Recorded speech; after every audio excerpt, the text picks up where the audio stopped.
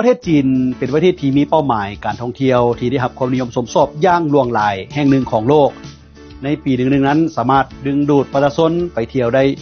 1.4 ตื้อเถื่อคนให้ไปเที่ยวชมนั่นก็คือหอพิพิธภัณฑ์เพื่อนๆฮู้บ่ว่าเป็นหยังคนจีนจึงมักไปเที่ยวหอพิพิธภัณฑ์เพราะว่าอยู่ประเทศจีนหอพิพิธภัณฑ์หลายแห่งได้สุ่มใส่วิทยาศาสตร์เทคโนโลยีและการประดิษฐ์สร้างเฮ็ดให้วัตถุโบราณอันล้ำค่ามีชีวิตชีวาหลายขึ้นและก็เป็นที่ประทับใจของผู้ไปเที่ยวชมตัวอย่างเช่นหอพิพิธภัณฑ์ยินสุยแขวงเหอหนานประเทศจีนได้นำใช้เทคนิคแสงเลเซอร์และเทคนิค3มิติโดยบ่ต้องได้ใส่แว่นตาพิเศษอีกแล้วเฮ็ดให้ตัวหนังสืออันเก่าแก่ได้กลายเป็นภาพเคลื่อนไหวและเฮ็ดให้ผู้ชมสามารถสัมผัสกับชีวิตการเป็นอยู่ของเสื้อตระกูลกษัตริย์ราชวงศ์ซางของจีนในเมื่อก่อน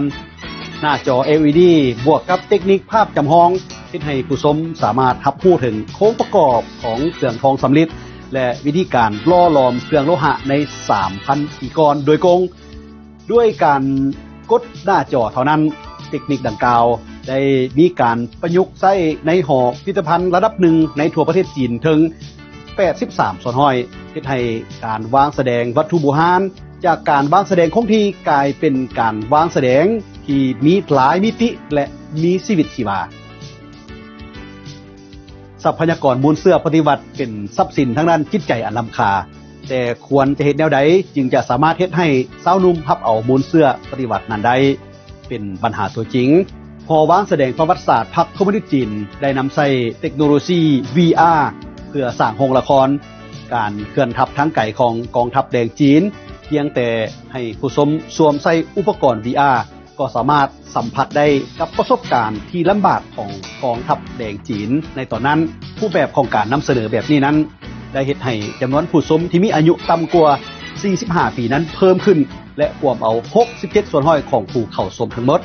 โดยได้บรรลุการสืบทอดจิตใจปฏิวัติอย่างมีประสิทธิผล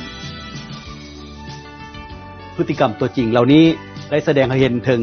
แนวคิดการพัฒนาแห่งการนำใช้วิทยาศาสตร์เทคโนโลยีเพื่อปกปักรักษามูลเสื้อและนำใช้